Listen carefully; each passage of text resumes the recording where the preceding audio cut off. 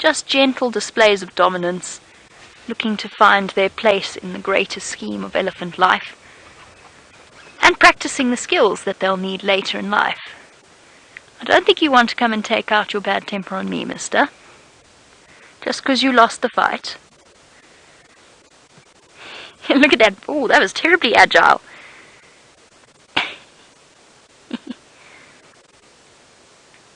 Oh, straight to the top of the nose. You can see they're not putting their all into it at the moment. Quite gentle pushing. The one on the right, despite being bigger, conceding once again. Oh, as they move off, let's head across. We're going to head across the lines. Oh, never mind. As they head off, we'll head off with them and go backwards a little bit to see them as they pop back out above the dam wall. I mentioned to the one elephant that perhaps it would be better if he didn't come and take his bad mood out on me. And that's because I've had a few experiences with young bulls playing where one loses, and the loser often does that very human thing of then attempting to make himself feel better by intimidating whoever happens to be closest, which in that couple of occasions has been me. Ah, they put themselves right behind a bush. Hello, guys. I'm just going to shift around here slightly.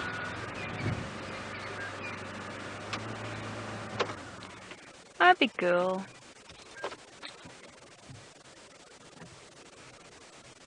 Hey, big girl.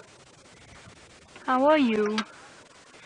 Now, as we look at our elephant with a third of an ear, Sean, you were wondering if she would take longer to cool down. And yes, I guess she would.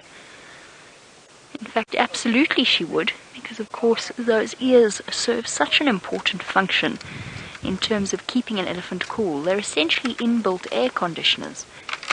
And if she's only got one functioning one instead of two, then yes, she would take a little bit longer to cool down.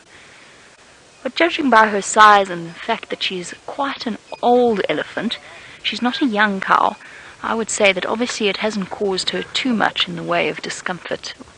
Look at these two.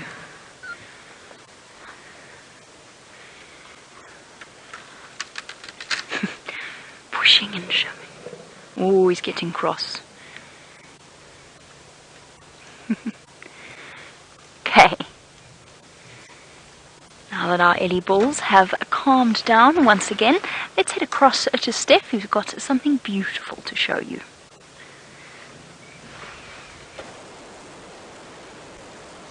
We definitely have one of those first signs of summer. We've got one. Not quite the weeping Boer bean that I was looking for, but definitely a Boer bean. This is the dwarf Boer bean on a not so dwarf stick, to be quite honest with you. This is probably the largest dwarf Boer bean that I know of at Djuma, and probably one of the biggest ones that I've ever seen in my life. Let me show you. 6 foot tall. This is easily about 8 foot or so tall, and let me show you what they're supposed to look like. This is what a dwarf Boer bean is supposed to look like. This is how they normally are. So this is what one is supposed to look like. How crazy is that? Tiny little dwarf Boer bean that for some reason or another has just escaped everything. Isn't that fantastic? And you can see how we noticed it out here in the bush. Just this absolute spray of color. And one of those other heralds of summer, the ones that flower first. Now just on the other side of us over here, we've actually got another one of those summertime plants that I enjoy so much, and it is the most intense citrusy, jasmine-y smell that you can imagine. This is a NumNum. Carissa bispinosa is its name, and have a look at all these flowers. These little white flowers smell exactly like orange blossom, orange blossomy, jasmine-y mixture of just a heady scent that just sort of travels through the bush over here. You can see this particular spine where it gets its name from. the bispinosa, the two spines. And is one of the very few fruiting trees that we get here that produces a milky latex and which you can actually eat the fruit of. So this particular tree, it's generally a rule of thumb, if a tree's got a fruit and you break it open and there's a little bit of latex there. Let me see if I can actually get some latex here for you, show you what latex is. See if it's early enough in the season, late enough in the season to get us some. So let's see. No latex. You should be able to see it coming out of the green part there, just a little bit. That's just because there's not so much water out here just yet anymore, and the trees are not leaking latex. But anyway, the fruit has a latex, but you can eat it. So rule of thumb is, don't eat any fruit that have a milky substance that comes out of it, unless it is a NumNum and you know it's a NumNum, and you can pop them into your mouth. They've got a very, very pleasant taste, and you can literally get enough to fill your belly for breakfast over here, at least anyway. Another bush that gives you a lovely berry that you can eat in summertime is the guari bush. This one right here, this is the magic guari or Euclea divinorum, and this will also produce not a greenish berry that goes purple, this will produce a green berry that goes this light blue color or this darky blue color when it's absolute at its ripest, and big sprays, big bunches of berries that this produces. And then we've got the white berry bush as well. This bush as well can also produce a fruit that you can eat. So this bush will get this big white, or not big white berries, or these bunches of white berries, and you can pop them into your mouth as well. So right here we've had a lot of fruiting trees that could keep you going for a day or so, at least anyway, and it's quite nice. You see that these are now right. Let's look for some more actually.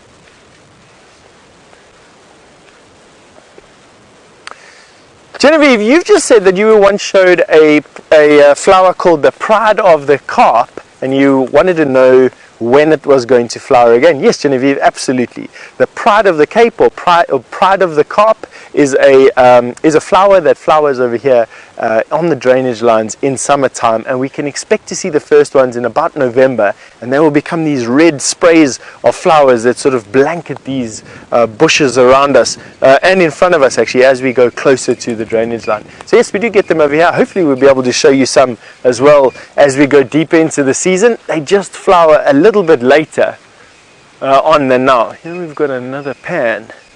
Oh, and there's a massive one. There's a considerable pan. And here we've got, oh, there's just so much around over here. This is a little plant, one of my favorites, called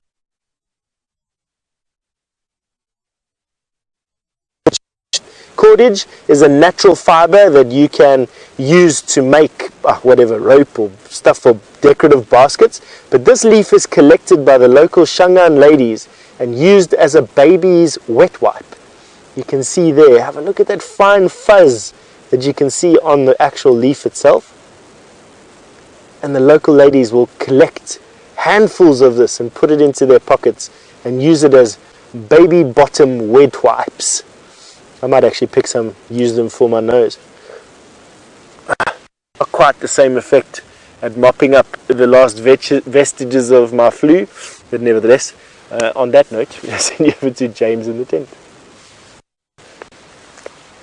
Right, I have a special map to show you, everybody, drawn by our very fearless leaver, Mr. Graham Wallington. Here it is. This is Djuma. Isn't that very special? I think it's rather splendid myself. Now, what I wanted to show you was where the lion kill was, and that's at Buffelshoek Dam. There is Buffelshoek Dam. Now, I know many of you have often wondered about the orientation of Djuma and Cheetah Plains in Arathusa, and eventually Mr. Graham Van Gogh Wallington will produce the equivalent for Cheetah Plains in Arathusa, but the lion kill is around there, and Jamie's over there, so that's, you can see, is the northeast corner. North is towards the top, where my stick is pointing, and therefore south is to the bottom, east to the right, and, well, to the west is left. Then I'm trying desperately to try and figure out where Stef is. So while Kirsten tells me, and then I'll point him out to you, Oki wants to know how far away Arathusa is from Djuma Lodge. Well, here's the Djuma Lodge, and there are two lodges here. One is Galago and one is Vuyatela. Vuyatela's there. That's the one that you can see sometimes from the dam cam when the zoomy spins all the way to the left. And Galago is more secluded just behind, and that's where we live over there. That's where we live. And Arathusa, if you were to take the most direct route to Arathusa, you would follow my stick, Chandri. Are you following my stick? You would go along like this, Zoe's Road, all the way down here, onto the Gari main road, and then you'd go along, you'd turn down like that, you'd turn towards Gendre, you'd go along a little bit, and basically where Gendre was standing, you'd be sitting in Arathusa Lodge there like that. So as the crow flies, probably not much more than sort of 3 kilometers or so, which is roughly 600 meters, and 600 meters is 1200 meters, 1.8, yes, miles. 1.8 miles, you'd say. Thank you very much, Andre. It's the first useful thing you've done all day. Well done. Then, the other thing to show you, apart from where Stef is, and I have just heard where he is, but it was also where Tundi was. Now, if we go into Cheetah Plains, you come along the same road here on the south, and you keep going along here, and like I say, we will have this eventually. Tundi's somewhere over there, and that means we can't go north or south, because that's out of our traversing area, but Cheetah Plains is basically where my chair is. Okay. Now, shortly we will have proper maps that we won't have to move furniture and genre to show you where we are. Stef is at a place called Chelapan, and Chelapan is here, and is very aptly labelled, in fact, Chelapan. And Chela, or Nchela in Shangaan, is a frog, and that's why that's called Chelapan. I'm not sure how many frogs there are actually at Chelapan. Right, now, the next thing to do, of course, is tell you that our very good friend, Ronald the Rover, my battery pack just detached itself and gave me a headache. Anyway, you can still hear me. Ronald the Rover is back up and running, everyone, and I'm going to drive him now. Let's go and have a look at him now. There we go. That was very clever. Well done, Kirsten or Rebecca. There he is. There's not much to show you at the waterhole at the moment, and that is because, of course, it's not very hot, and at the moment it's actually not very dry, and so as the drought season continues to wane, so it will be that we don't find a huge number of sort of buffalo and elephant coming down towards the waterhole there.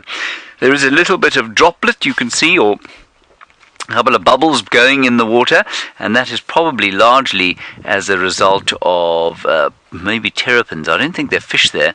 That even looks like the old droplet of rain, but I think there's probably a bit too much wind for there to be proper rain now. Let's just go along like this. Now, of course, the Russian's heart is in his mouth because he's convinced I'm going to drive this thing into the pan. He's probably not entirely without... oh, there's a guinea fowl. Look at them coming down to drink, everyone. Can you see them? Guinea fowls coming down to drink.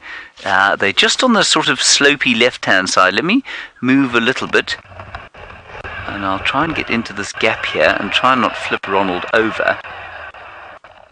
That will make the Russian very cross. There come the guineas.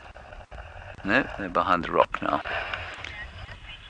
Right, let's go across to the dam cam view, everybody. And there you can see the guinea fowl. Oh, that's quite nice. Look at that. There they are. So I can now see them. I can't see where Ronald is. To challenge Ronald to get up a very steep thing. Oh, he's got up. Goodness gracious, that's impressive. Now, we'll try and approach the guinea fowl and see what they do, shall we? I don't think they'll be particularly terrified, and I'm not worried to approach a bird like this because I know that a bird will, well, it might run away, but it'll come back eventually, and I don't think they're particularly water stressed at the moment. So now, I can't see where the Rover is because the Zoomy is not on the Rover. Oh, where is he? There he is. Thank you, well done, Zoomy. Now let's go. There's Ronald. He's now going to make some new friends, everybody. The guinea fowl. George, the guinea fowl, I'm sure. No, which way is he going? I'm turning him the wrong way. I I can't see what's going on. It's all the damn cam feed is delayed by about 2 seconds. There we go. Now he's approaching his new friends, the Guinea fowl, George, Gwendoline, Guinevere, Geraldine.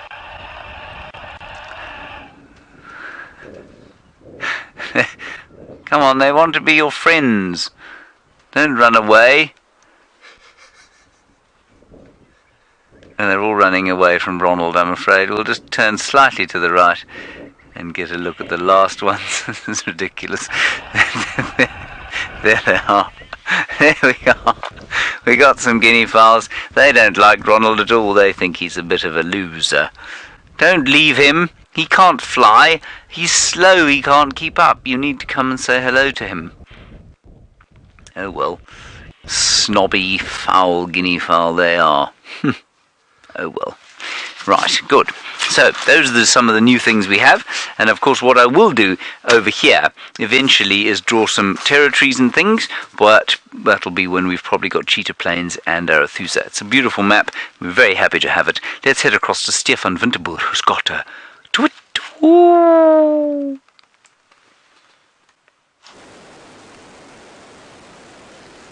Never ceases to amaze me, Brent, in his sound effects. But yes, we have got a two-wee-two-woo, or whatever you were saying. That's a barred owlet that you're having a look at there, everybody. That is one of South Africa's dwarf owls, or pygmy owls, as we like to call it, the owlets. And you can just see this little guy sitting on his branch over there. Now we are going to zoom out. Oh, no, we were going to zoom out. No, we still are. Let's see where he lands. Okay, come with me. Let's go out a little bit and see if we can. We're not going to sneak up on this owlet, to be quite honest. I want to see if we can get a little bit closer, that we can show you his eyes. He's got the most beautiful sulfur yellow eyes. Let's see. No, wanting to fly away. Come on, Xander, let's see if we can go and find him.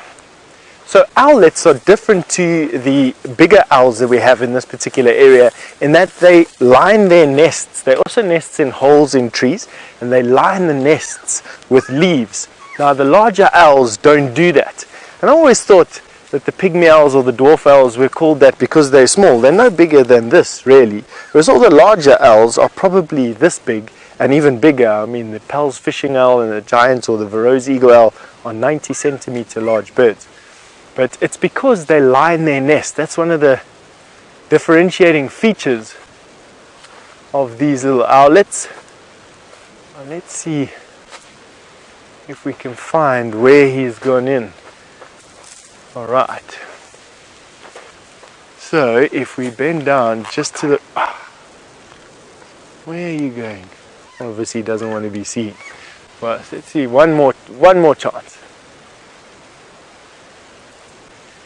One more chance. It has landed in the tree. We're going to see if we can get into this gap in front of us over here. And then we'll try and go down onto one knee right here. We won't face him this time. Come forward a little bit, and there in the gap. You can see him over there. Got him. Let's go in, just focus a little bit. We are coming to on foot in the middle of Djuma Private Game Reserve. So it's a little bit shaky. There you go. Look at that. Got him. Barred owlet with those beautiful eyes. Have a look at those sulfur colored eyes. Well done. Insectivorous little bird, will hunt mainly insects, locusts, termites. We'll go for things like mice and shrews as well. There we go. The super zoom in action. And gone. And we'll leave it at that. What a fantastic sighting of the little barred owlet. I'm so glad that we managed to find him for you. We actually located him by sound first, and then as we got down to the river, we saw him silhouetted in the tree. Alright, without further ado, Brent has some buffalo for you.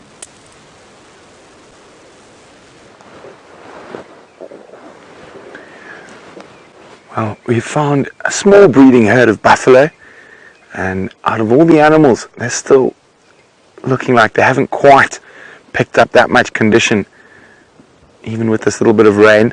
Now they do need to eat a lot, so I guess there's probably around 60 or 70 of them here, and there's some particularly old females. And one thing you're noticing with the drought is the lack of babies. Normally you always see young ones with the herds, and I've been watching this herd for quite a while now. No sign of any babies. Now they're generally the first, them and the oldest, but there seem to be a couple of old cows in this group that are just hanging on.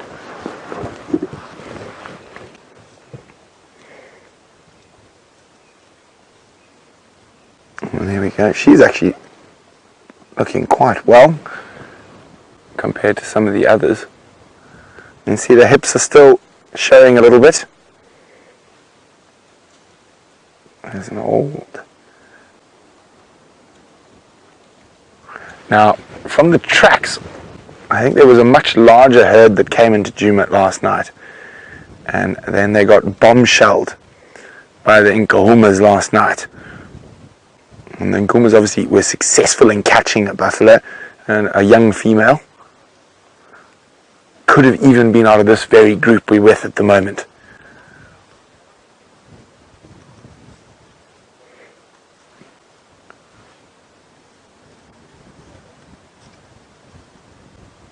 And you can see the ribs are still showing, but they should start picking up condition now, especially as the grass comes through. Now it's really great to have a nice herd of buffalo move through and kick up the dirt, plant all the fertilizer.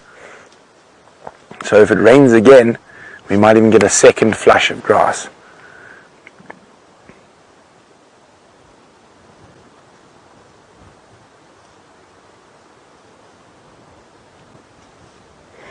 Now, when we're going to sit here, you never know if there could be a Birmingham boy who might come pouncing out after these buffalo, especially in this wind. So we're going to sit here, spend a bit more time. But the buffalo are also used for toys by certain creatures. Let's go have a look. And back with a slightly unluckier buffalo, all three Nkuhuma lionesses, or 3 out of the 4 Nkuhuma lionesses, are still tucking into their meal, and one small buffalo is no longer going very far between all 12 Nkuhumas that are here. Amber Eyes is not here, is what I've decided. I haven't seen hide nor hair of her, so perhaps she is off with... Ooh, still fighting over it. Perhaps she is off with one of the Birmingham boys. One very brave little cub getting in the middle of those 2 lionesses. Oh, I'm not sure I would be that brave, to be honest. Would you, Viam? No. Those girls. No, not with those girls. Exceptionally proficient. In the meantime, some of the cubs have tired of attempting to fight their way into a buffalo carcass and are instead playing in this amazing setting in which they find themselves. The perfect jungle gym. There's trees everywhere, there's a slope, there's other lionesses that they can jump on, there's a scapula to play with, and then of course each other. Endless entertainment. Now imagine poor lionesses with just one cub, because just one cub wouldn't have any energy outlets. It would have to play all by itself. But these little guys have company and companionship, plonk, on top of his shoulder blade. Conk. That scapula has provided endless entertainment. Now, Red Dog, speaking of Amber Eyes, you wanted to know if Amber Eyes does have cubs now, will they be safe from the older cubs? Yes, they will be. Obviously, that's the big reason why, one of the big reasons why lionesses keep their cubs away from the rest of the pride until they are slightly more solid in terms and resilient in terms of being able to cope with the boisterousness of older cubs. Because yes, if cubs are introduced too soon, there are recorded cases of older cubs accidentally playing a little bit too rough and killing younger cubs. They just don't know really their own strength, or indeed occasionally how to coordinate all 4 legs at one time, which admittedly is fair enough. I can barely coordinate 2 of mine. So yes, they could be, but it's very, very unlikely, especially with Amber Eyes. They're so cute. It's just endless entertainment. So what Amber Eyes will do is she will only introduce them at about 6 weeks. You might even find she might wait a little bit longer with this many boisterous older cousins bouncing about. Perhaps she might decide that it will be worth spending a little bit of time with them. away from the rest of the pride. But once they reached a certain age, I have to tell you that lion cubs are exceptionally resilient. And we saw that one with the limping leg. Oh, sorry, not with the limping leg. The limping one with the injured leg is where I was trying to go with that. And I mean, that little one was barely older than about 3 or so months. And we were all so worried about it. And then it was fine. Absolutely fine.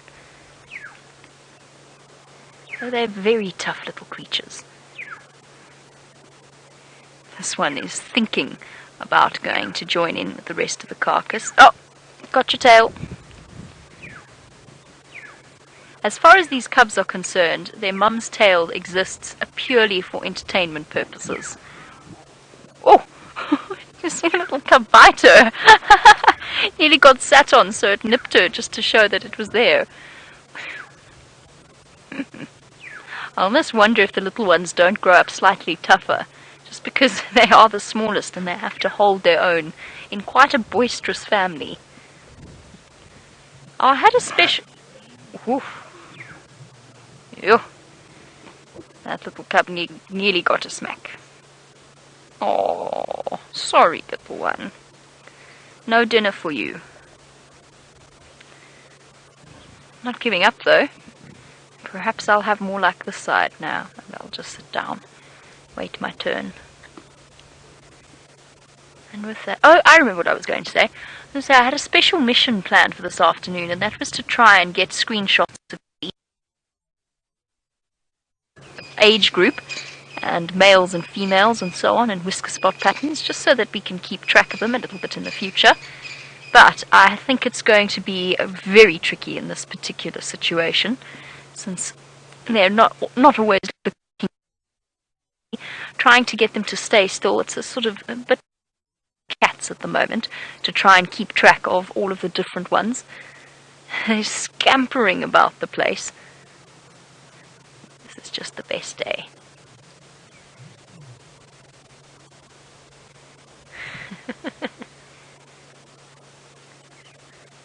Ooh, his back tail thrashing. It's my scapula. Oh. What I find quite thoroughly entertaining is occasionally one of the cubs will jump onto the back of the other one, and the one that's been jumped on doesn't even acknowledge it. Oh, angry Ellies. I'd prefer it if the Ellies didn't come and chase the lions right now. We've got such a wonderful sighting, and we're sort of between a rock and a hard place. I just heard an elephant screaming off in the distance. Lions couldn't be less bothered. And if they're not concerned, I'm not concerned for now. Oopsie! Oopsie, careful! You nearly got your paw stuck in the tree.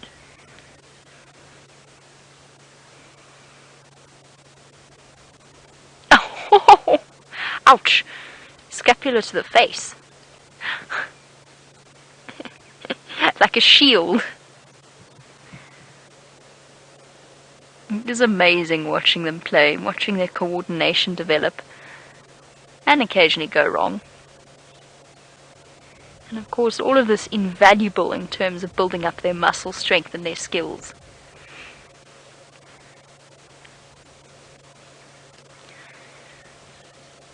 Tug of war. I wish these bushes weren't in the way. I almost want to go a little bit further. Let me try and get a bit further forward. I'll bring the females back into estrus faster. But as we saw with the Birmingham boys, with a young male coalition, that didn't work out exactly for the youngest members of the Nkuhuma Pride when the Birmingham boys took over. And I think one of the lionesses lost her life in defense of one of those that young lioness as well. Now, that being said, young males, on the other hand, are never really safe. So once, obviously, the initial stages, they could risk being killed to bring their mothers back into estrus. Oh, such angry little cubs, trying to fight for its place in the carcass. So young males are at risk when they're young of being killed. When they reach sexual maturity, they're competition for other male coalitions. Although as long as they run away, they're not going to be... Don't you hate it when a branch gets stuck between your toes? And then when they're older and when they're away from the pride, then they just run the risk of being killed by either a dominant male coalition or another nomadic group of lions. So life is very tough for a male lion.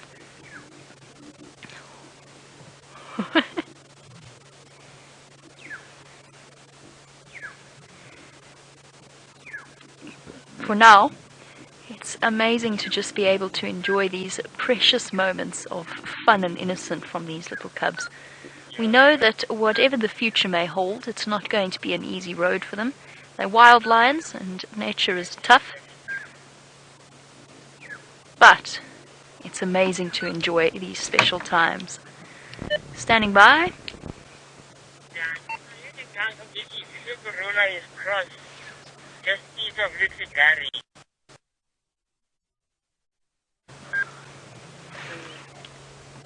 Something exciting's just come up, and Karula is reported to have crossed. Karula, the Queen of Djuma, has just crossed into Boyatella, and Brent is racing on his way to get there. Hopefully he will manage to catch up with the Queen shortly. So that's what that conversation was about.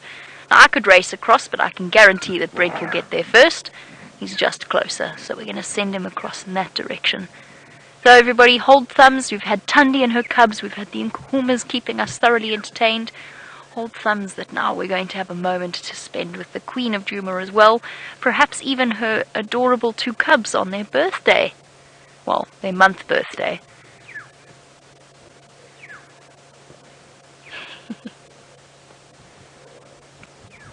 Tail is as irresistible to a lion cub as a ball of wool is to a domestic house cat.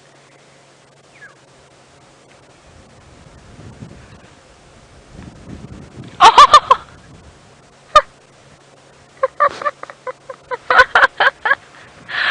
Those poor lion cub's neck.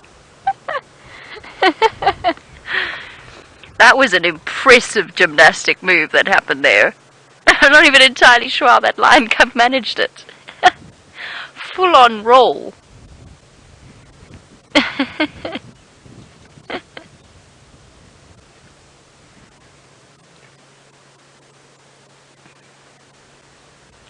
We've got to enjoy these moments while we can and spend as much time as possible with these lions as we can, because as these cubs get older, they're going to spend more and more time traveling. Is that the buffalo? Oh, yeah, that's the buffalo's tail.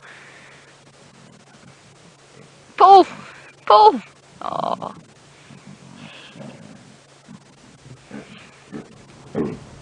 Oh. That's a cub growling.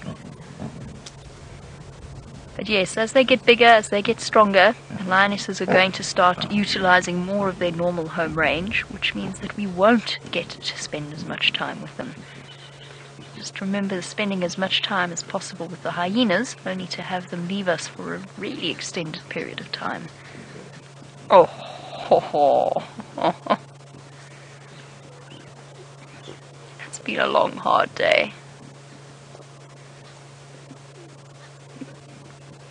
That scapula again.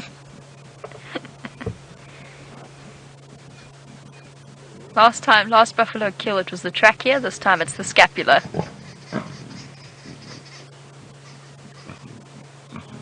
Meal and entertainment all thrown into one.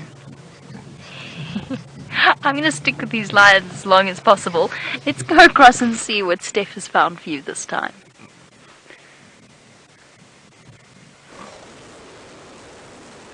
Catch me hugging one of these termite mounds. It's gotten a little bit cold over here, and we've just come here to warm up our hands with this chimney. This chimney has been opened, probably by a bird that was pecking on the edge of this chimney throughout the day, because I can see that it has been broken off. You can actually see here's some of the leftover pieces that were obviously on the edge here. And what a lot of times hornbills and even francolin will come and peck open the sides of these termite mounds, causing the termites to rush out and then start the repair. And I think because there's such a distinctive lack of termites here at the moment, the termites have all realized they couldn't win this particular battle and have gone down inside, but it's given us this opportunity for an open chimney to warm up our hands and our fingers. The warm air that's coming out here at the moment is substantial. if I were to liken it to something on a cold day like this, it feels like if you've left your kettle on a little bit too long, or you've left your kettle, made your cup of coffee and come back again, and you put your hands at the spout, that little bit of warm air that you feel over there is about what I'm feeling over here now. It's just this brilliant way of keeping your fingertips warm while it's getting a bit. Now obviously, a hole like this, low down like this on a termite mound, is a danger for snakes. Snakes are cold-blooded, and they will enjoy the warmth that a termite mound affords them. And it is a very big danger, me sticking my fingers like this into this termite mound without keeping an eye on what's going to come out there. Snakes are deaf, so they wouldn't be able to hear me talking. It doesn't matter if I was shouting. They would have felt us walking up onto the side of this termite mound. And generally speaking, a deep dark hole like this is where they want to be. That's where they're feeling safe and secure, unless there was the biggest snake in there, of course. And the snake will come out. What I'm scared of over here, mambas, black mambas, Mozambican spitting cobras. Ooh, what else have we got over here? The snouted cobra living inside termite mounds like this. And it's, in actual fact, one of the herpetologists' ways of finding out or finding snakes. They take a pick and pick open these termite mounds. I don't enjoy doing that whatsoever. It's obviously not ecologically sustainable.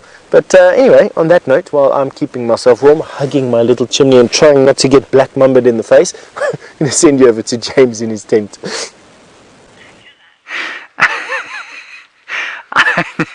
I'm not sure that to be black mamba'd is actually... I have been black mamba'd. I'm not sure that that's an English term one can use, but I suppose if a black mamba does come out of there and pucks him underneath the eye, well then I suppose we can use the term Stef was black mamba'd.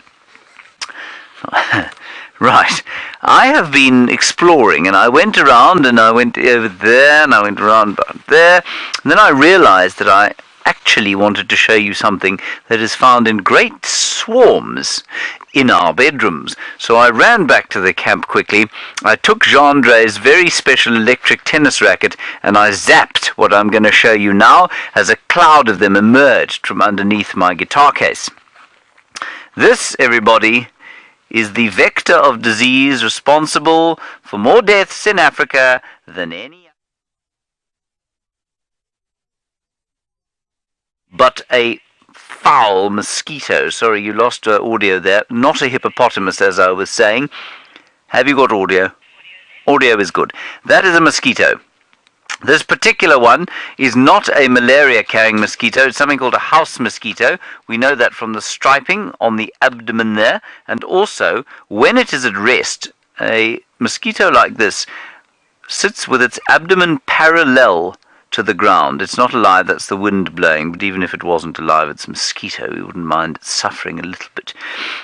Its abdomen is parallel with the substrate that it's standing on. If you are being bitten by a malarial mosquito, the big thing to watch out for is the fact that the angle of the abdomen will be upright, so it will kind of tilt its backside away from you as it sucks blood from you and puts malaria into your body. Beastly things. Now, you will notice that it is missing part of its middle leg. There it is. I think I may have chopped it off by mistake with the microscope. Again, I feel no sympathy whatsoever for this thing. But what I will tell you is that although this particular mosquito is seemingly harmless, I told you it doesn't carry malaria, it's called a house mosquito, it is a vector of two other rather nasty diseases, one of which is yellow fever. That will make you feel pretty sick indeed. The other is elephantitis. Now, I don't know if you've ever seen anyone with elephantitis. It looks like a deeply, deeply uncomfortable disease to have. It's basically when your feet and hands and your joints, I think, get very, very large indeed, and you look slightly elephantine. Anyway, those two diseases don't really occur in the region, and so it's highly unlikely that this one would have it. So, let's go back to me. Now, that is a member of the family, of the order Diptera. Now, those are the flies, and I've got two other members of the order Diptera here with them. And then I've got a Hymenopterid that I want to show you. Now, this particular Dipterid we were unable to identify, but that's a rather special fly. Isn't that nice? And you can see there, particularly impressive about this fly is that you can see the 6 legs are coming out of the thorax. Now, for those of you who don't know, an insect is made up of 3 parts. So to the top right of your screen there is the abdomen. Then you get the thorax, where the legs are coming out of there. And the other bit, of course, is the head. That's bottom left. And that particular head, well, that's the kind of thing you see in a horror film. Now, take note specifically at the fact that this fly, this dipterid, has got only 1 pair of wings. That is distinctive of the flies or dipterids. Sorry, I didn't warn you there, Kirsten. It's come back to me. There we are. Well done, everybody. 1 more dipterid for you.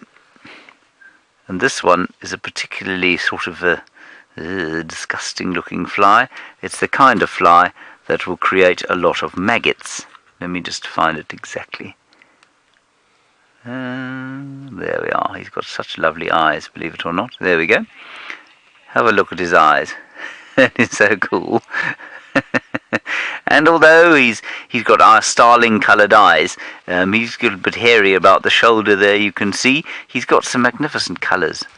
I never thought I'd see the day that I said a fly was beautiful, but, well, I suppose everything has relative beauty. Now, what you can see there, as I focus in, is the buds of wings. Okay, so they don't have proper forewings. They've only got the hind wings. And I'll just quickly move around to show you them. There they are there. Those are the wings.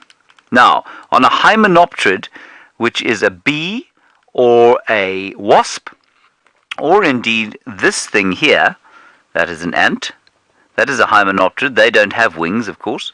Some of them do when they start to fly, when they're breeding. Okay, let's come back to me, Kirsten. I've lost all the animals. Right, so the difference between a hymenopterid and a dipterid, if you're wondering if you're looking at a fly or a wasp or a bee, you need to count the wings. And it actually sounds ridiculous, but it's actually quite easy to see. If you watch a bee fly, you can see that they've got 2 sets of wings. If you watch a wasp fly, you can see they've got 2 sets of wings. One is much longer than the other, but that's what they are. So hymenoptera, wasps, bees, and ants. The dipterids, or the diptera, with 1 set of wings, would be the flies and the mosquitoes. Let's head back to the lions and find out how the little Nkuhuma cubbies are doing. The little cubbies are doing just fine. In fact, for now, the play seems to have relaxed a little bit, although I say that, and they've immediately all got up again. They were snoozing for a while. Let's just go back to this lioness. I've just realised she's not this... Oh, that's cute as well. Now I don't know where to look, because that's also adorable. But the one lioness is fast asleep. She's not eating. That lioness with her head down is asleep on the buffalo. And the other lioness is trying to eat around her. Oh, there we go. She's up again. Every time the one lioness moved the carcass, her head would just kind of half lift. Oh, too many things to look at. I don't know where to look. That's cute. That is too cute. Mom makes the best pillow, huh? Or aunt. It's now impossible to tell which is which. Helping Mom clean the rest of the buffalo off her.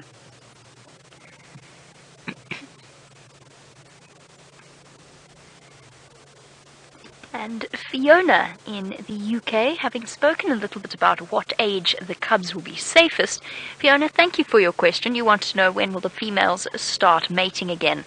And it's usually around when the cubs are just over 18 months that the females will go back into estrus. And again, remember, just like with Shadow and Karula and our other big cats, it is dependent upon the individual. But it's usually around when the cubs are around 1.5 years or just over 1.5 years that the females will start to mate once again with the males. So it's actually quite an extended period of time, considering that they are not lactating for most of that. So it is interesting in a way that lionesses give such a long period of care to their little ones. Well, I suppose we see it with leopards as well, big cats, and with elephants, and to an extent with hyenas as well. So the predators do spend a lot of time caring for their offspring.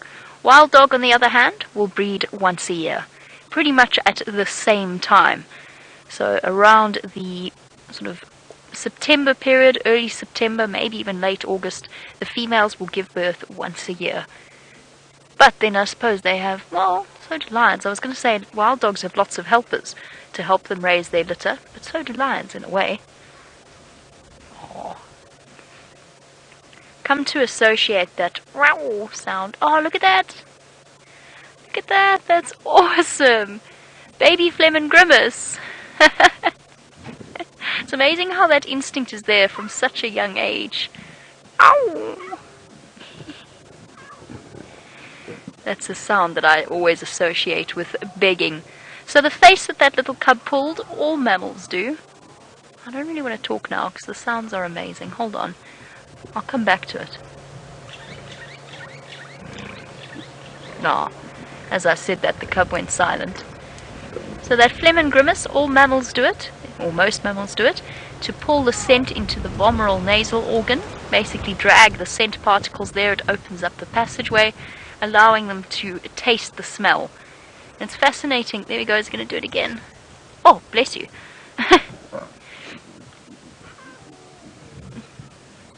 That's a begging sound. Come on, Mom. Let me suckle. And as I said, most of the lion, or at least two of the lionesses, their milk is now drying up. And they've stopped lactating. They're still allowing the cubs to feed every now and again, but you can even see it. Physically, you can see it. Their nipples are not nearly as prominent. The suckle marks are still there, but they're mostly dry. And they are still letting the cubs suckle every now and again, but not nearly as frequently.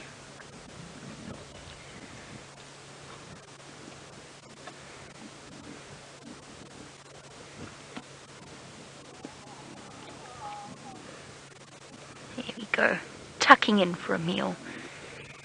Now, our time with these lions is limited, unfortunately, by the light. As you know, Jigger hasn't got infrared, hasn't got the setup for infrared. So once it does get too dark, there's the scapula again. Once it does get too dark, we will have to leave the sighting, since the cubs are still too young to have spotlights on them. So we will be leaving. How long do you think we've got, Liam? Another 5 minutes, 10 minutes, 10 minutes max. And we will have to pull out of the sighting. In fact, I don't think we're going to make 10 minutes. Whew. Look at that angry little cub at the back. So young, and still capable of fighting so fiercely.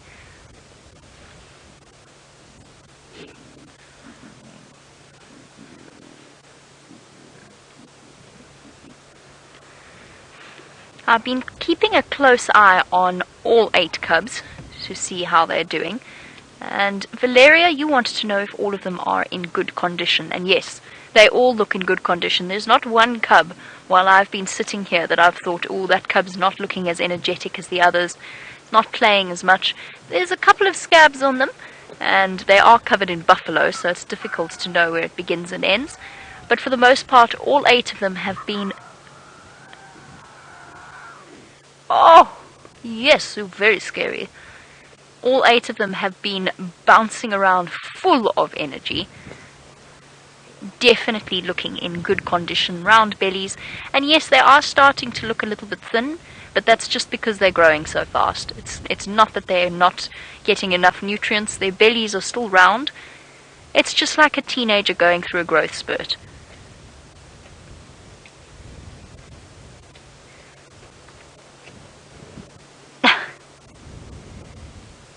Patient females.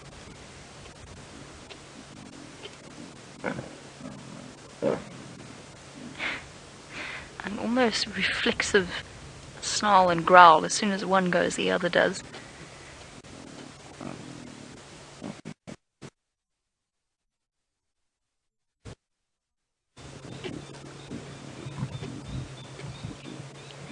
Feeding time at the Nkuhuma's dinner table is not a quiet affair, nor is it a tidy one. Everybody walks away with full bellies, dirty faces and paws and chests. But the one thing they don't walk away with, despite their mealtime manners, they don't walk away with any grudges.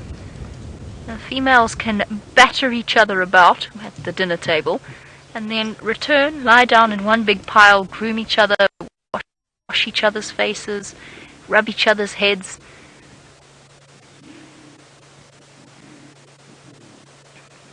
They all just know instinctively that this is how it works, and after that they go back to being tightly bonded.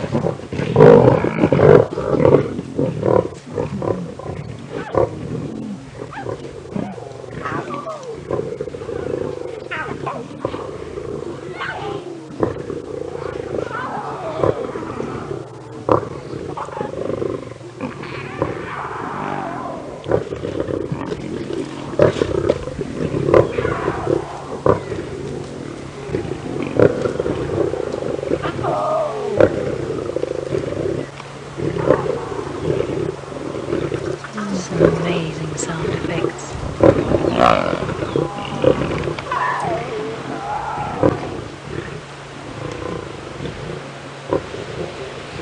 So for our newer viewers, that looks terrifying. That's pretty gentle lion behavior. That was please pass me the salt in human terms. One of the lionesses just lost her temper a little bit. It always looks a lot worse than it actually is. They occasionally walk away with nicks and scratches. But that one lioness just lost her temper with the other one. Oof.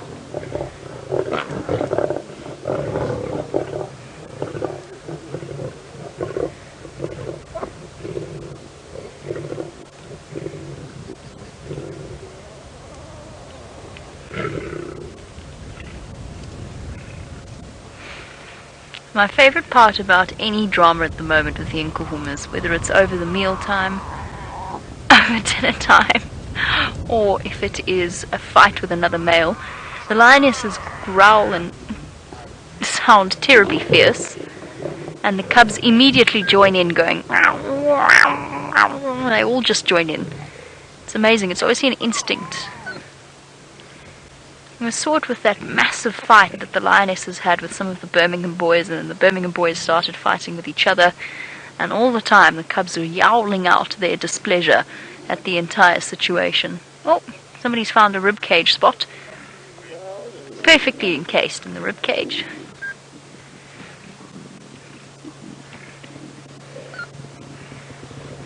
The carcass barely visible now under the pile of lions.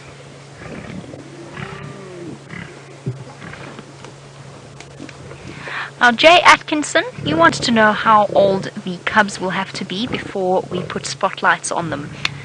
So the standard approach is around 8 months. It depends, it differs from area to area what age exactly it will be. And we will decide closer to the time whether or not we feel it is an appropriate thing. And it won't always be, it depends on the circumstances. So there will be situations where even though the cubs are old enough to have spotlights on them, we probably will not spotlight them. It's typically, in most places, it's about 8 months. It might be that we leave it a little bit longer. It will be the decision of the head guides as to when it is acceptable. Oh, look at the little female climbing to the rib cage. Is that fun? You're going to be so dirty now.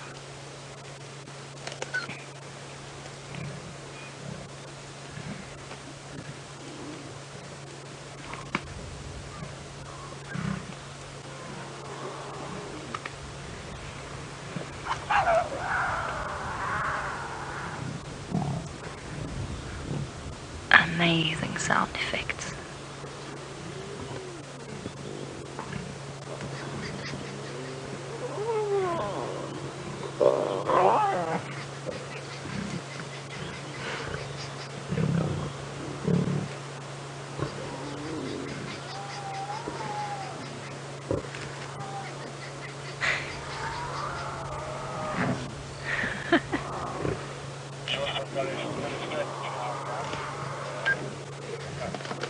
Squealing, fussing cubs.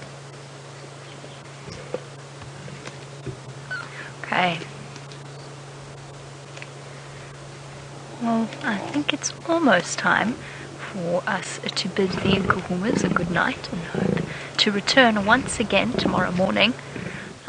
Not even certain if they're still going to be around, but as we decide to leave, I've heard some exciting things on the Game Drive channel. Let's go across to Brent and see what he has for you.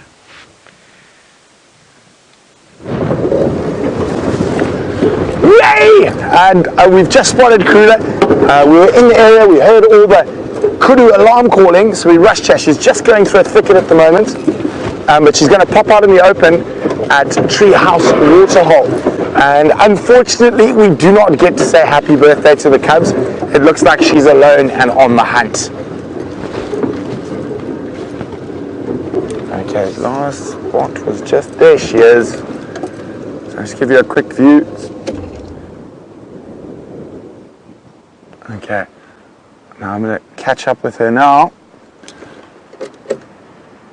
And as always, the Queen likes to take us on sometimes a little bit of a goose chase. But the nice thing about now is if she shows any interest in hunting, we're going to have the capability to switch on to infrared. Isn't that exciting? So we've had a lion hunt in infrared. Could tonight be the night of the first leopard hunt in infrared? If anyone's new, this is the dominant female leopard that we get here on Djuma. Her name is Karula, which means the peaceful one. And she is an absolutely spectacular mother. An incredible animal to spend time with.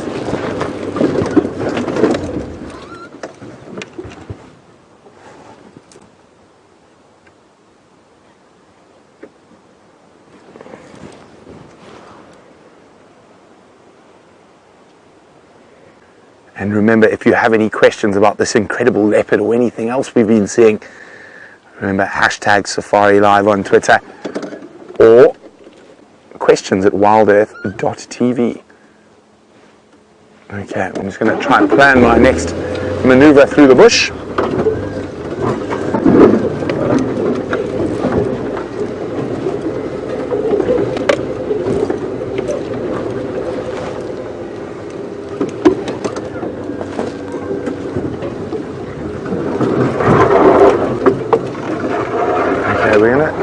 Should be coming out into the open shortly. You okay there, Brian? Well, there we go. So she might stop for a drink at Treehouse Dam, which is about 100 meters away now.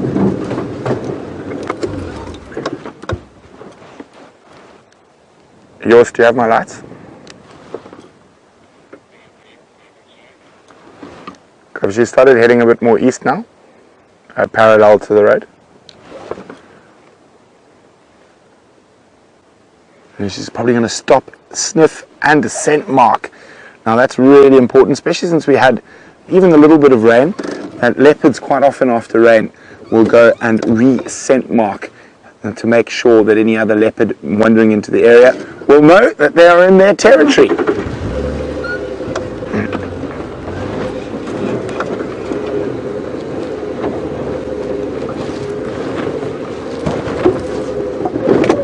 There's a hole.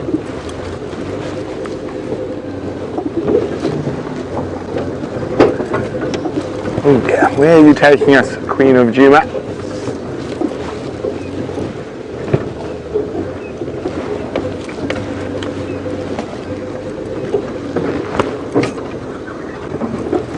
There she is. So see, I'm gonna go. I'm just trying to look for a spot to go. We'll wait for her to go behind the termite mound.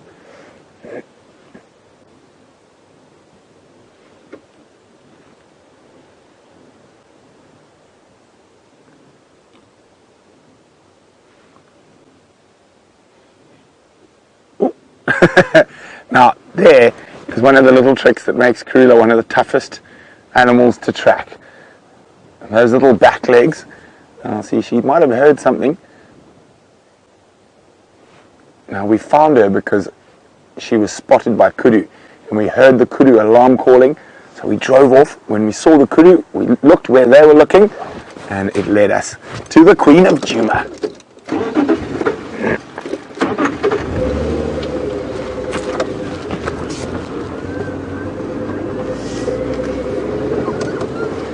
I'm very excited to see if we get the chance to follow a leopard hunting in infrared.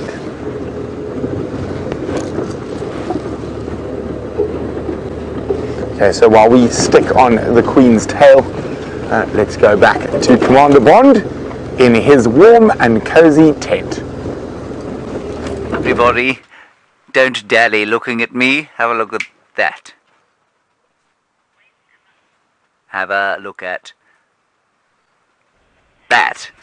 There's an elephant. Ronald has made an evening friend, a Sunday evening friend, an elephant bull, young one, come down to have a bit of a drink.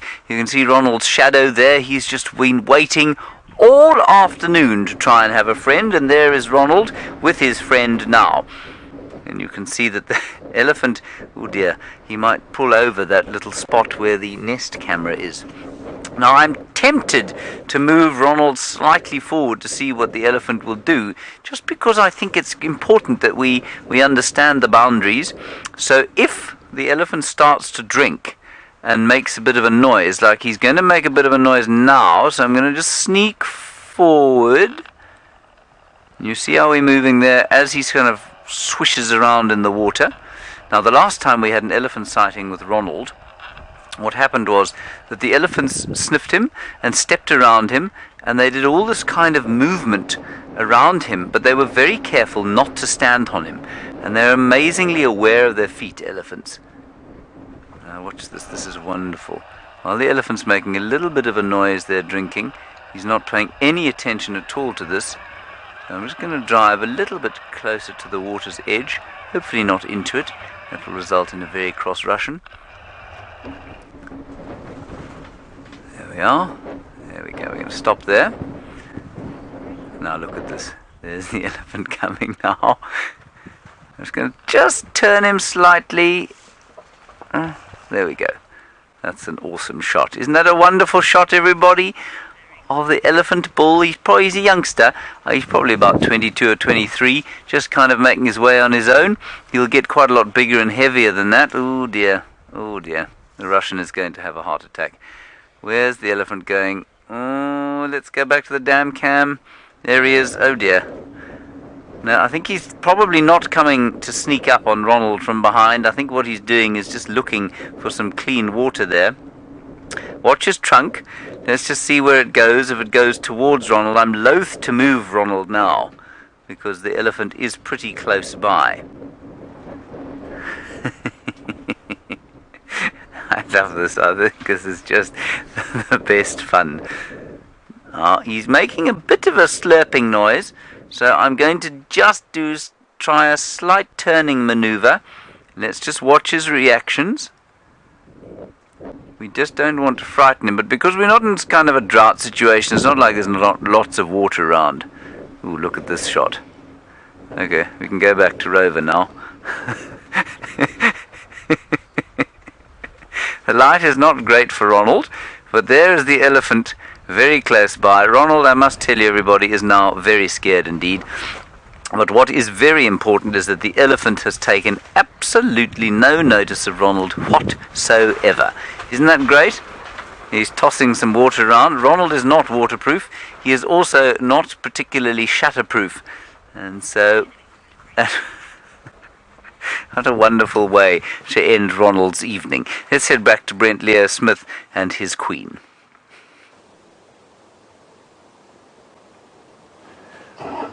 Now we're in infrared, no lights whatsoever. And she spotted something. She just dashed in front of our vehicle. And fortunately, we were already testing the infrared. You can just see her there. I don't know what she's seen, Brian. I'm just going to move forward a little bit. So we do not have a light on. We're not quite pitch black yet.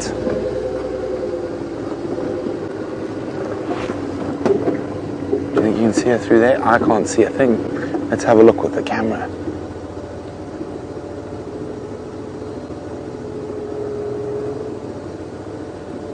She disappeared, Brian.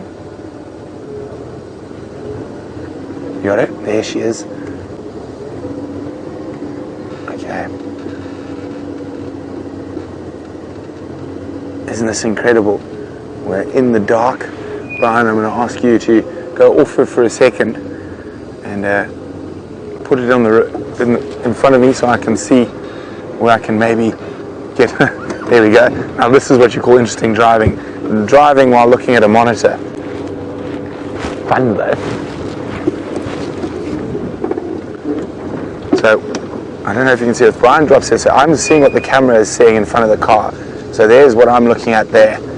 And I'm just trying to make sure that I can find a gap in the dark.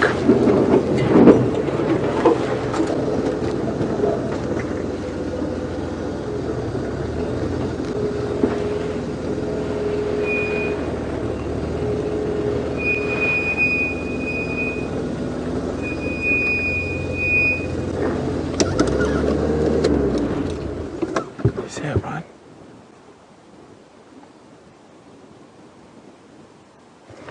Apparently she's stopped, looking like she's hunting, so let's get a bit closer in there.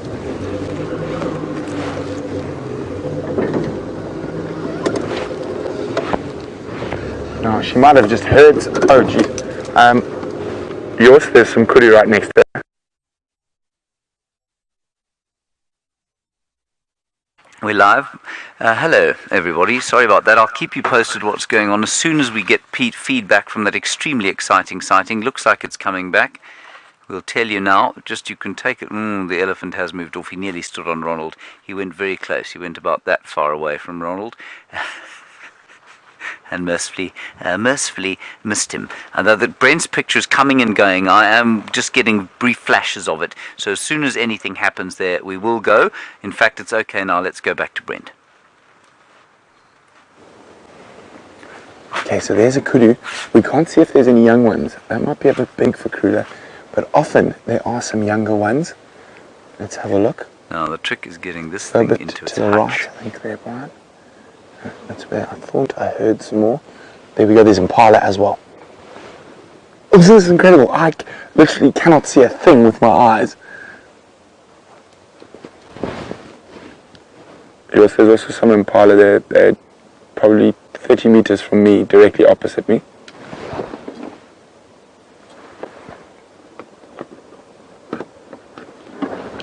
Elephant. And Inyala. Or is that, oh, it's a baby kudu. But let's just have a look if we can spot Queen Karula. Now this is the incredible thing about this infrared, and we can move around and not influence what's happening. Isn't this amazing? So let's just try have a look. Can we see her, Brian?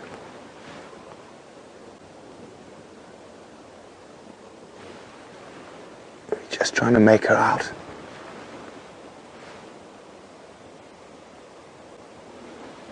I think she could still be behind that termite mound. But let's just keep a lookout in this area, because I think if she moves, she might have dropped down into the little river system below them. So now this is the great thing. So with Brian pointing in front of me, I can see where I'm going. And we can just have a look around the termite mound.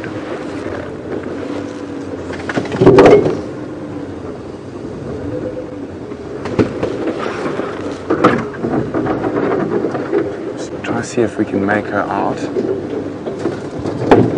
That's the last spot we saw her, was in that area there somewhere.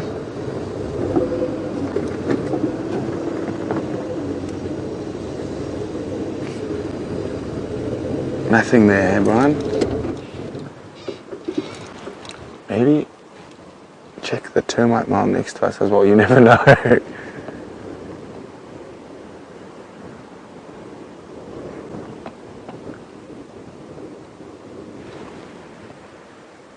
So if I was her, I think I might have slunk into this there's a little dry riverbed ahead of us.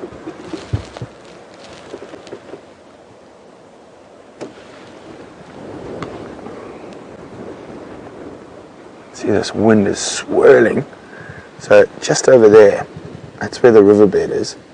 And that would provide excellent cover, especially with this wind gusting away.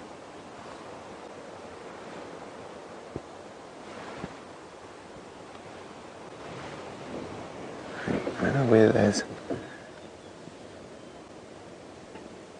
So what I'm going to do is I'm going to get us to a position where we can see the kudu and impala, and then see there's that infrared spotlight behind Brian.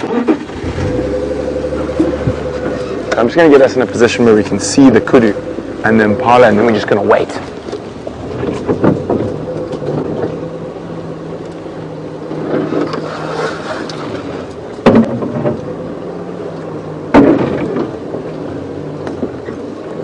Now, of course, I can't see anything, so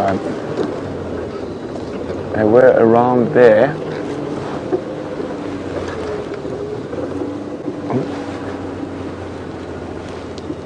Wait, let me just get past this bush.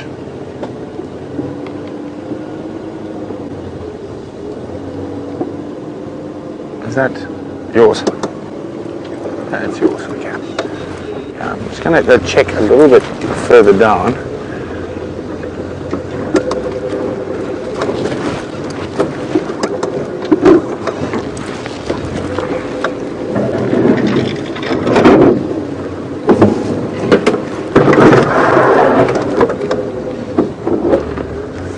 Yours, I think she might have gone into the shkova there to get to those animals. They're a bit further below. I'm going to try come around to your side because it's a bit higher, and with our infrared camera we might pick up something.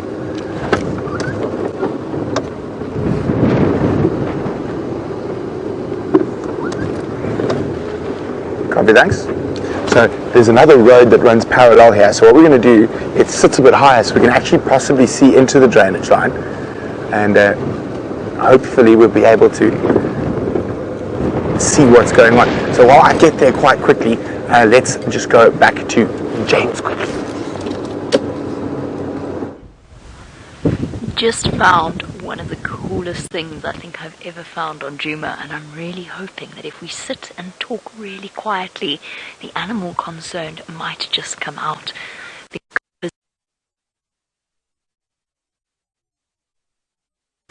And the reason that I know that is I just happened to come around the corner and there was a genet sitting on the branch. It then vanished into thin air. And the only conclusion I can come to is that it has gone into that hole. And therefore, I think, judging by the time of day, and the fact that they'd only out now, this is most likely one of its regular sleeping spots, and maybe even a place where it would give birth and hide young. Perfect. A hollowed out dead tree, nice and secure, smallish entrance so nothing can get in there. A perfect place for a secretive little creature to live. I've been sitting here for the last 5 minutes or so, via myself, in absolute silence. I'm not shining the light right on it, I'm just using the edges of the spotlight. Come on, Genet, it's okay. Out you come. Our Genet, for those of you who are new to these live safaris, is one of the creatures that we hardly ever get to see. And it looks a little bit like somebody crossed a cat with a mongoose and created an animal. It's a sort of a long, slender, almost cat-like creature. It's not a cat, nor is it a mongoose. Capable of climbing up into trees and scurrying around on the ground. An agile little creature. Probably about 60 or so centimeters long from the tip of its nose to the tip of its tail. Shortish legs. All in all, a fascinating little thing. We know that they walk past our camps each and every night. I see their tracks in the dirt every single morning, but we hardly ever get to see them. Now, unfortunately, I'm going to keep looking that side in case it pops out. Unfortunately, I don't think we're going to get lucky tonight. I don't think this genet's going to pop out. I'm going to give it maybe 30 more seconds and then I'm going to probably leave. But if we keep coming back here at some point, we are going to get lucky. And maybe even get a chance to see baby genets. You never know. This is the joy of the live safaris, is that we can keep on checking things like this genet hole. Okay. So, night by night, we'll keep trying, but Brent has managed to catch up with the Queen of Djuma. Yeah, we're trying to keep up with her, but it's so difficult. There she is. You see she's walking now. Okay. So she's abandoned the stalk. We don't know why. I'm just just going to try. It's just still so disconcerting to look down here to drive.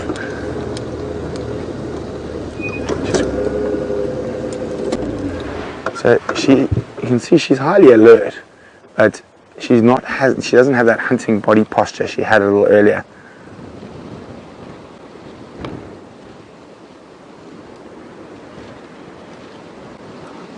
Now this is incredibly good weather for her to hunt. There we go.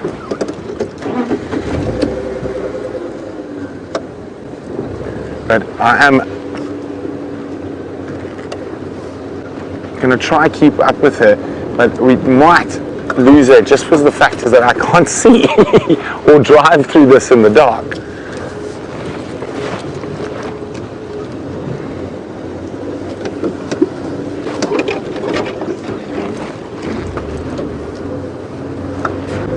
So I'm putting my lights on. She's heading down towards the road, so what I'm going to do is try to get down to back to the road. Oh no, she's changed direction again.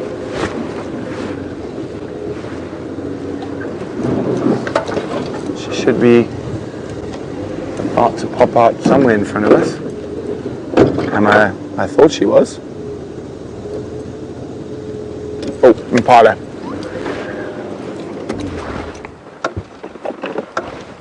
Yes, there should be some Impala just ahead.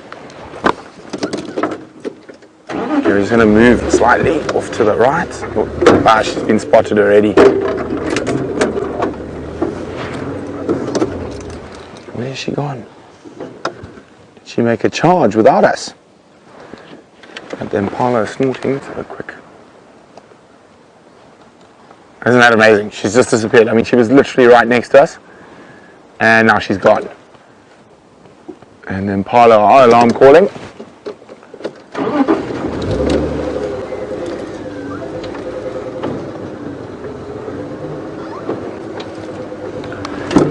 So what she's doing at the moment, which is unfortunate for her, she's actually walking with the wind at her back. So I think quite a lot of stuff is smelling her before they see it. Now, last spot I saw her was here when we switched off, and then she charged through. Now, one's got to wonder whether those Impala have just smelt her or actually seen her. But she's literally vanished.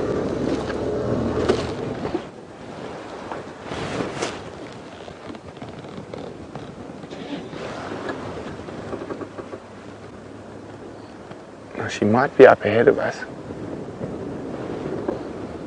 She might have gone behind us.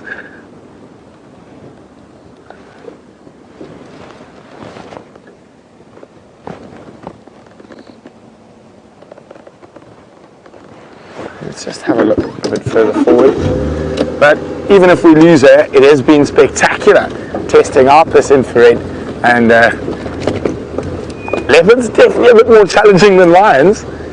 Since there's only one of them to follow. With the lions, at least you've got a couple to look out for. Oh, we're nearly back on the road.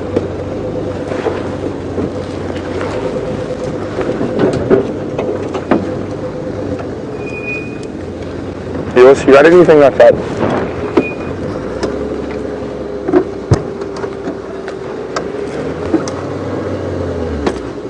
Okay. Well, yours is checking that way. We'll check this way. Now, there's a good chance she's still close by. Now, sometimes, if she may... Sorry, I'm just... Yeah, so what happens quite often... Copy, thanks. They might have just smelt her, and after just smelling her, they might have snorted a little bit, which sometimes can put a leopard off, and she might just lie down around here somewhere and wait, and they can be incredibly patient when they're hunting. So, especially on a blustery, windy night like tonight, I think there's a good chance she's going to have some success. And I don't think that, oh, there's some Impala looking this way. So if we have a look with the infrared, you can just see, there you go, you can make out the Impala there. And they're looking down towards pangolin track. So maybe she slipped straight past them. Actually, while we were repositioning, she might have even gone between Yos and myself and we wouldn't have seen her.